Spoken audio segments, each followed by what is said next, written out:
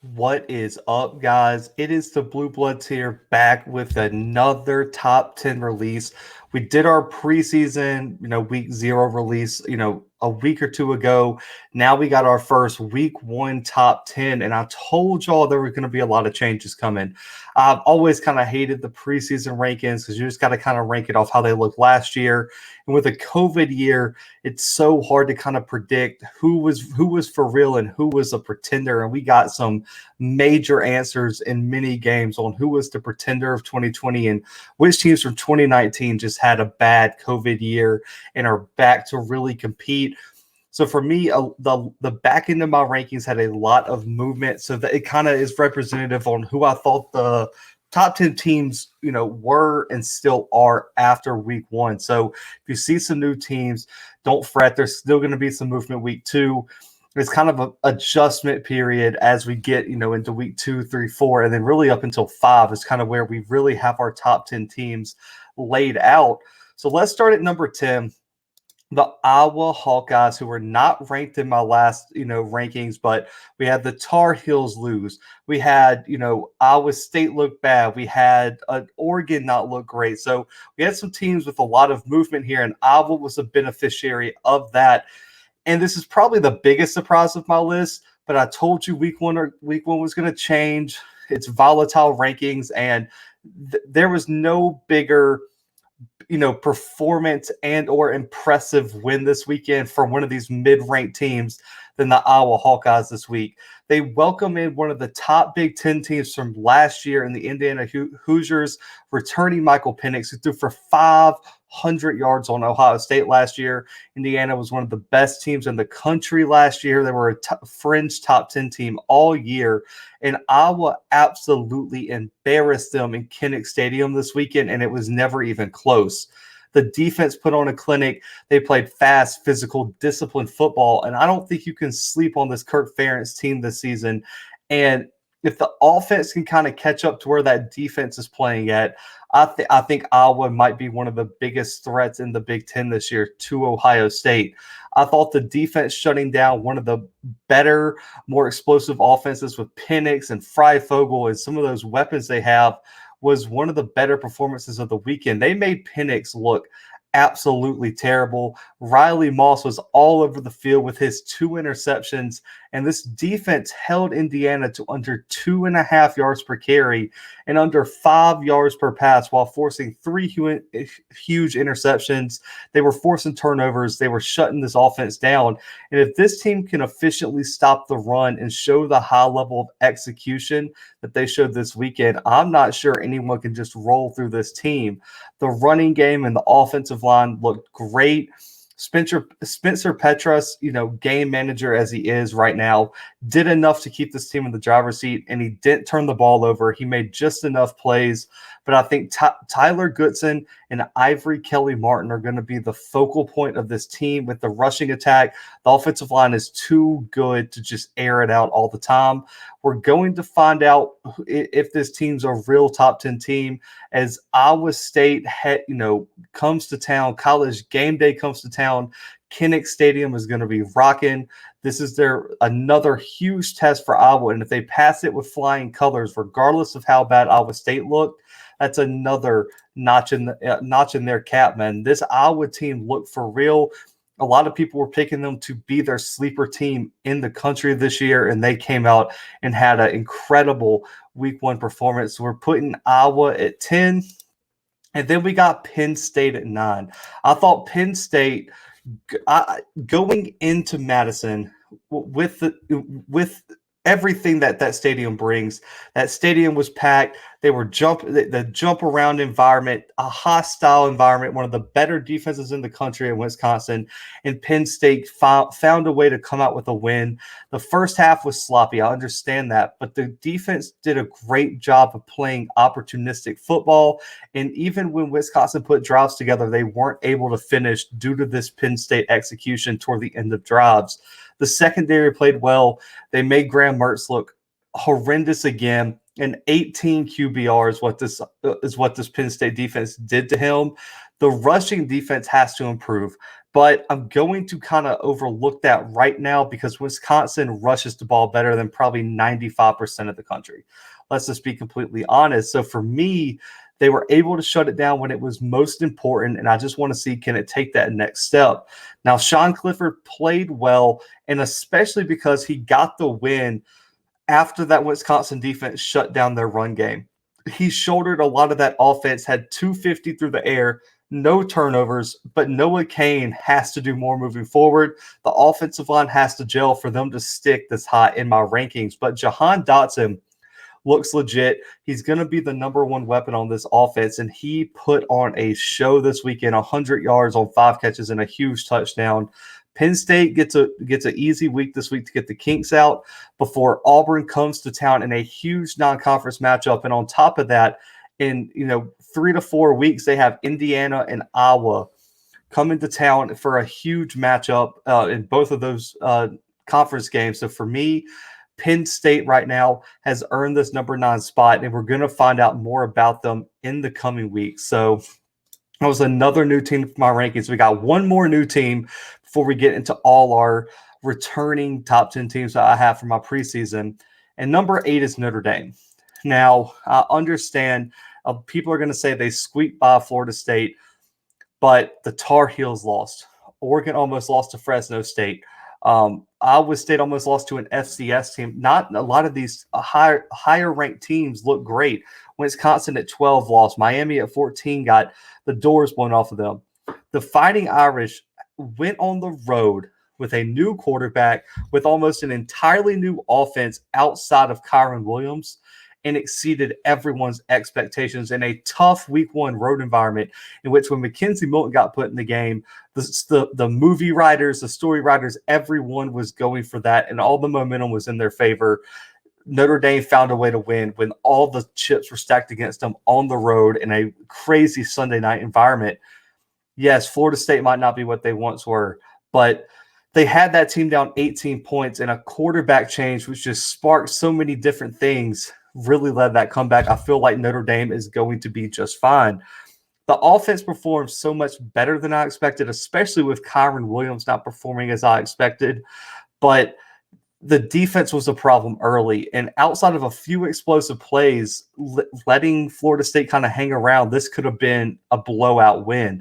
I do want to see the offensive line perform a bit better in run blocking because Kyron Williams has to do more, but Jack Cohen put on a show in Tallahassee, and it really made me wonder what the ceiling was for this team.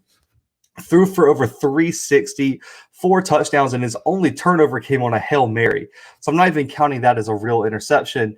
And he showed an ability to be confident, efficient, and explosive all game. He looked like what was missing out of Ian Book's game, where Ian Book was kind of nervous and lacked that downfield efficiency.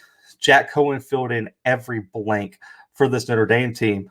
Kyle Hamilton on the defensive side of the ball showed exactly why he's one of the best safeties in the country. The kid is an absolute problem with 2 interceptions. The one question I do have, though, is the front 7.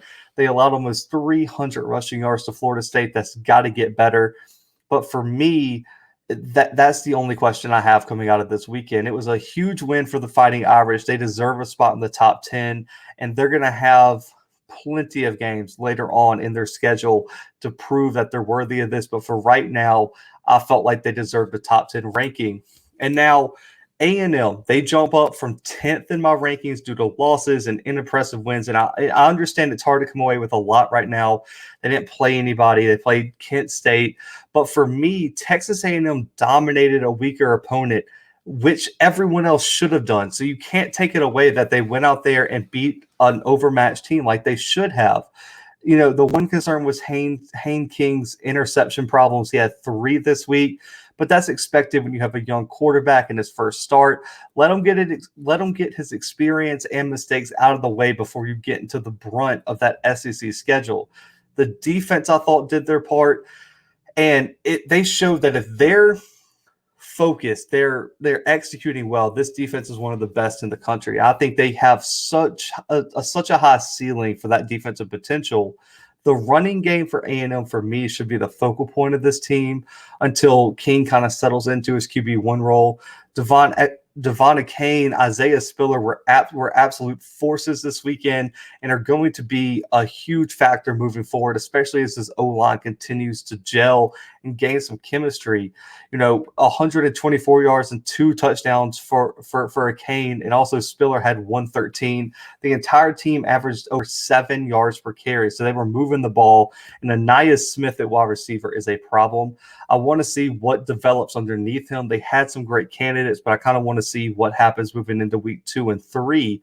For me, Texas A&M has a very interesting matchup this week with Colorado away from Kyle Field, but all roads based on their schedule really look like they lead to October 9th when Alabama comes to town in just over a month.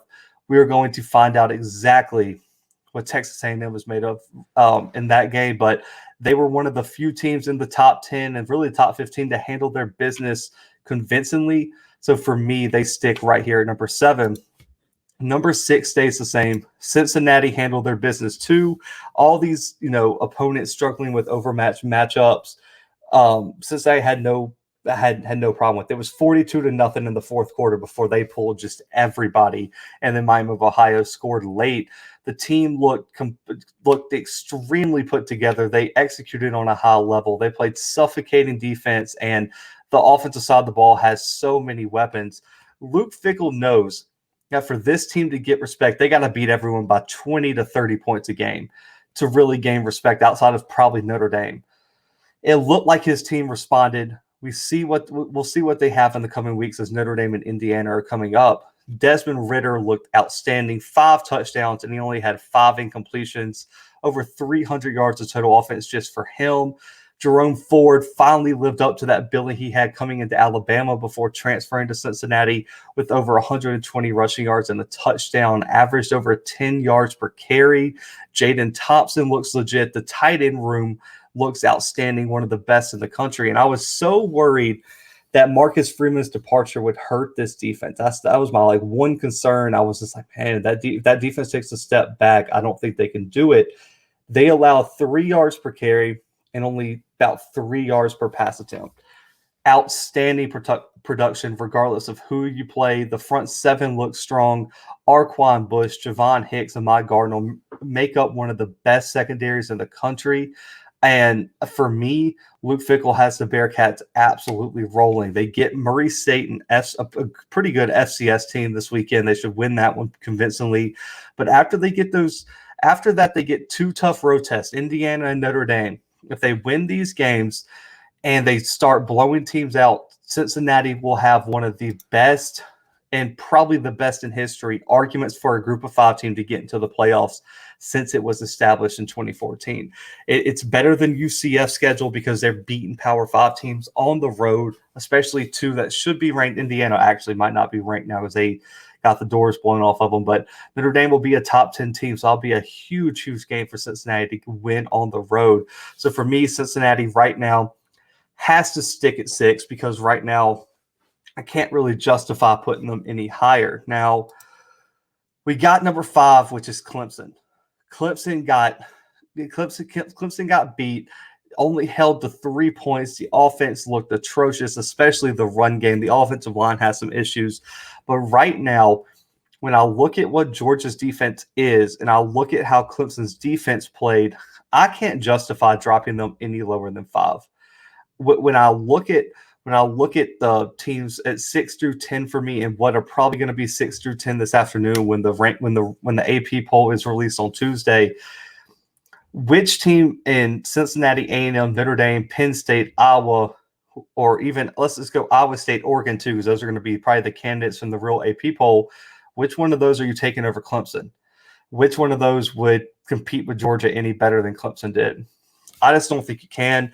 When I look at what Clemson had, they had some spots at the O-line that didn't have returning starters. They had a new quarterback given, he played 2 games last year. He's still a young quarterback, completely new running back. They lost a few pieces at wide receiver. Justin Ross comes back over after a year layoff. They lose EJ Williams, and that defense has to retool, especially in the secondary with a few losses there, and De'Aaron Kendrick and Mike Jones. For me, they did what they can. It was the first week of the season. The defenses always play well week one compared to the offenses. And all this talk about it was a bad game, it was bad football. A good defensive play is not bad football. And when I look at every other team, Cincinnati played Miami of Ohio, Texas A&M played Kent State, Notre Dame played Florida State. Which of those wins deserve for them to jump Clemson? Yes, they lost, but I don't think any of those teams are faring any better against Georgia. It was a top 5 matchup in a neutral site, and it was a 1-score win. They lost by 7 points. I'm good. I think I'm going to keep them at 5. And anyone who has them, I've seen some people saying they should drop out the top 10. That is asinine. There is nothing that you saw Saturday night that suggests that they're not a top 10 team in the country. And if you are, I need you to tell me the 10 teams that you think could beat Clemson right now. Because the only teams I can see beating Clemson right now are the 4 that I have in front of them. And those are the only ones I can see winning. And Clemson, by far, probably, would give a few of them a game. But right now, I got to keep Clemson at 5. I think DJ is going to be fine. And need to solve the running back issue, but Georgia's been one of the best teams against the run in the country the past few years. So for me, Clemson's going to stick at 5, and if they drop another game or they don't look impressive, they'll move down for me. But right now, with the only sample size coming against one of the best teams in the country in a 1-score loss, I can't drop them any lower than 5. Now, 4 is Oklahoma, and I know they were 2 last week for me. But when Tulane is more physical than you at the line of scrimmage and throughout the game, then I got a problem. I mean, Tulane was probably 2-3 plays from pulling that upset in Norman. The Sooners escaped with a 40-35 win. But there's too many questions, and the 2 teams that jumped them had way more impressive wins this week. Now, the Sooners scored 30 unanswered after being down 14-7, but the Green Wave held them to 3 total points in the second half. That just can't happen. And the defense, which I was praising all season, I thought would be a strength, gave up almost 400 yards to a Green Wave team. And most of it came through the air, which was my biggest concern, which was the secondary. And Spencer Rattler had multiple turnovers, but he was efficient outside of that. And I just felt like if they took this team seriously and they opened up the playbook, because I felt like they were holding something back, this game wouldn't even have been close. But the run game for me was the biggest concern because it has to play a bigger role. Kennedy Brooks was running the ball over 6 yards per carry. Give him the rock more. It seemed like as if Riley just abandoned the run and it slowed the game down, stopping the clock with incompletion, stopping the clock with getting out of it slowed the game down and allowed Tulane to get back into it. Brooks and Gray have to be giving more opportunities moving forward, in my opinion. And Marvin Mims is the problem. Jadon Hazelwood shows some great things. But for me, some of the other weapons that I talked about in our Oklahoma episode where I picked them to win the national championship. And those weapons have to show up. Austin Stoner, you look at the transfer from Arkansas Woods. He's got to be bigger. The Sooners suffered from week 1 rust, absolutely, but I think they kind of overlooked the Green Wave. But due to impressive wins from some teams above them, I still have to move them down to 4 right now. Western Carolina should offer a great week to work out any kinks and kind of get this ball rolling. I don't know if Nebraska is going to offer much resistance after that. But a tough stretch of Texas, Kansas State, and TCU, this team has to be ready. Those are some of the biggest competitions in terms of the Big 12 for Oklahoma. They have to be ready for that game. So for me, Oklahoma has to drop down to 4 right now due to some of their struggles this weekend against Tulane. Now at 3, I have Ohio State. I thought their win against Minnesota was huge. To go on the road with a first-time starting quarterback with some of the questions on the defense and pull that one out was great. But for me, I thought some of the first half concerns and the defensive front concerns kind of keep them at 3 for me. Mo Ibrahim put it on him. I mean, 160 yards, 2 touchdowns. But C.J. Stroud showed why he won the QB battle. Many tabbed him as the future of this offense, especially once he kind of calmed down and settled in the second half. The offense does have such an abundance of weapons. It's going to make them so dangerous. You look at Chris Olave and Garrett Wilson. They were the main targets this week, But behind them, you still have Julian Fleming, Marvin Harrison Jr., Amika Abuga. I mean, for me, all those guys could be wide receiver ones at almost any other Power 5 program. And then at the running back spot, Mayan Williams and also Master Teague and Travion Henderson all showed they could be featured backs. Williams 125 this past Thursday, and had 13 yards per carry. This offense is legit. This offense has an argument to be one of the best in the country, which is why they're at number 3. I need to see more from the interior of the defensive line. The pass rush is there. They have one of the best pass rush units in the country. They have to show a better ability to control the line of scrimmage and also stop the run, because there was times where that Minnesota O-line kind of pushed them around and got some holes going for Mo Ibrahim. They missed some early tackles, which could have stopped him from really putting on the show he did in the first half. I thought the secondary showed some promise. I want to see what they look like as they gel together. And I also want to see how these athletes, get tested by an elite passing attack. I think they have all the makings of a pretty good defense. I just have to kind of see it as we get past week 1. Ryan Day has an outstanding team. You're going to have a big test this weekend with Oregon. But then after that, I don't think that there's a team that might come in within 30 points until they get to the Penn State game. That's how good that team is. And so for me, Ohio State slides perfectly into the number 3 spot. Number 2 is Georgia. And, we did our post-game reaction and everything like that, but they had the most impactful win of the weekend. They shut down this Clemson offense in a 10-3 win in Charlotte. Yes, the offense was not pretty at times. When you consider all the offensive losses for this game, the defense they faced, I'm even more impressed that they found a way to win. They were missing George Pickens, Dominique Blaylock, Eric Gilbert, Darnell Washington, and I believe they're missing another wide receiver. They lose a starting offensive lineman early in the game.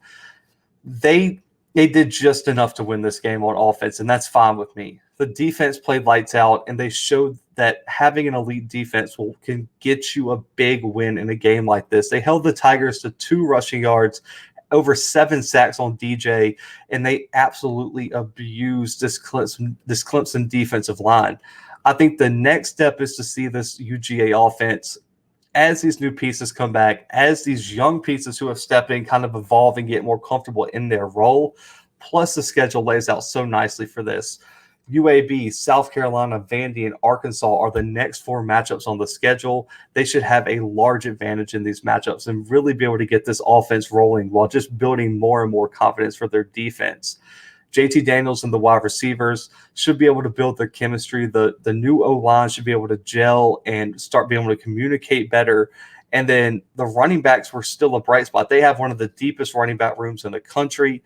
Kirby Smart put the country on notice this weekend, and nobody had a bigger win than the Bulldogs as their march to reclaim the SEC East continues this year. And I think, as I made it clear on our recap yesterday, Alabama is the clear-cut number 1, and nobody looked as dominant on both sides of the ball as Alabama.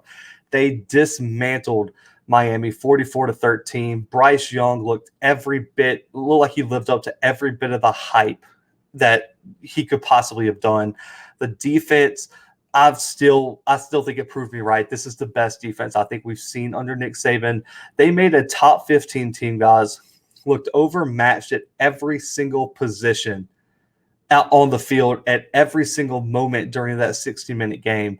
And it really got me wondering who could test this team. And yeah, I know it's the rat poison and all that, but this team should be a consensus number 1 team for everybody. They have the quarterback, the wide receivers, the running backs, the O-line, the defense, and then also they have the coaching, the NFL pedigree that's on this coaching staff now with Bill O'Brien, with Nick Saban, and they got so many assistants that have been in the NFL. Alabama is going to be hard to beat this year, hard to compete with.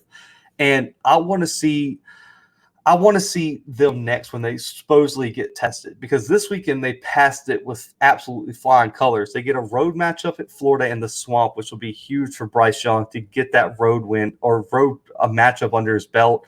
That could be interesting. They get a huge road test on the 9th when they go face A&M and Kyle Field.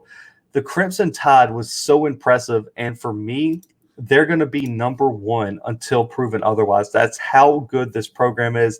That's how good they look this weekend. And I don't think anybody can say that Alabama didn't look like the clear-cut favorite this weekend to win the national title.